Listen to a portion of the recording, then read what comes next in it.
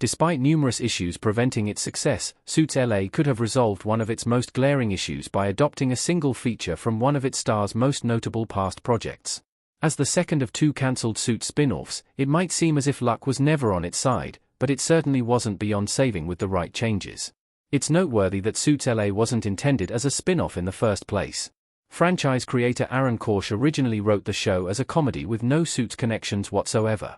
But, despite NBC's revisions, the spin-off could have arguably become one of the best legal series on TV had it not established one major issue in the very first episode.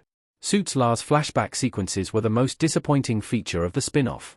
Stephen Amell as Ted Black and Carson Egan as Eddie Black in Suits LA. Pacing issues quickly became one of the most prevalent criticisms of Suits LA, with many viewers complaining that the series premiere asks fans to care about characters and storylines whose introductions had little room to breathe.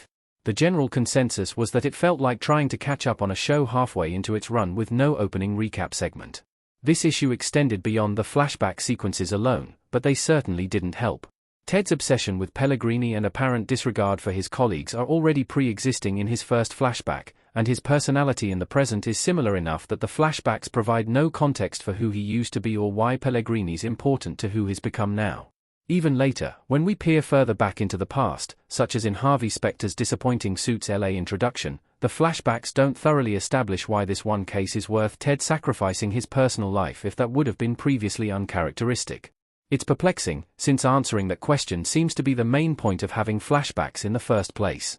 Suits also utilized flashbacks, but they typically drove the primary narrative of their episode. And perhaps a single dedicated flashback episode might have more cleanly provided the answers Suits LA needed. However, if the goal was to include flashbacks on an ongoing basis, Stephen Amell's biggest starring role should have been the model for how to do it better. Stephen Amell's Arrow illustrates everything Suits LA's flashbacks did wrong. Oliver Queen standing in a forest in Arrow Forest Inn.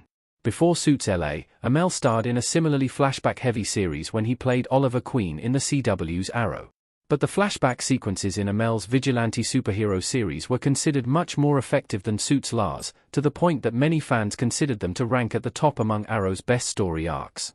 Although not necessarily in the majority, some users in the online fan community even argued that the series could have done without its present-day storyline altogether.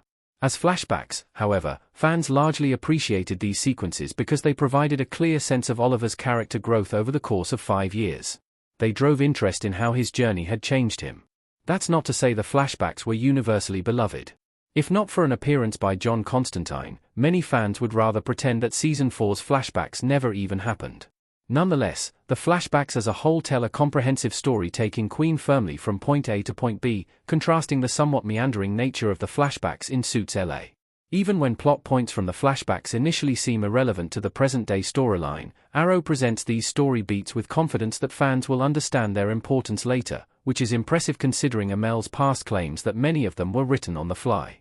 But even failing this, Suits LA only needed to mimic Arrow's flashbacks in one specific way. Suits LA could have improved the entire series with one major flashback change. Gabriel marked as Harvey Specter and Stephen Amell as Ted Black in Suits LA. Despite the lack of advanced planning early in the series, Arrow's flashbacks still feel consistent because they follow a straightforward chronology that raises the question of how Oliver's experiences shaped who he became. The Suits LA premiere characterizes Ted as exhibiting the exact same flaws in both past and present, giving viewers less reason to invest themselves in his journey. Viewers felt like they'd been dropped into the middle of a season, but there's no reason the present-day storyline couldn't pick up where it did if the flashbacks were improved. For instance, Episode 11's flashbacks to Ted and Stuart's friendship highlight why their falling out in the premiere is so significant. That context would have been much more useful earlier. Instead, viewers only briefly see Ted and Stuart getting along before learning how horribly Ted's treated him. This makes Ted appear two-faced by nature rather than having changed over time, making it unclear why the average viewer should have faith in his redemption. Suits LA Season 2 could have been better had the series not squandered its goodwill so quickly. Ultimately, while the series had plenty of other pacing and character issues to address, improving Ted's character introduction by rearranging the flashbacks might have sparked slightly more interest in giving Suits LA a chance to better find its legs. The series' failure to polish such a core component of its storytelling structure sadly made its cancellation all too predictable.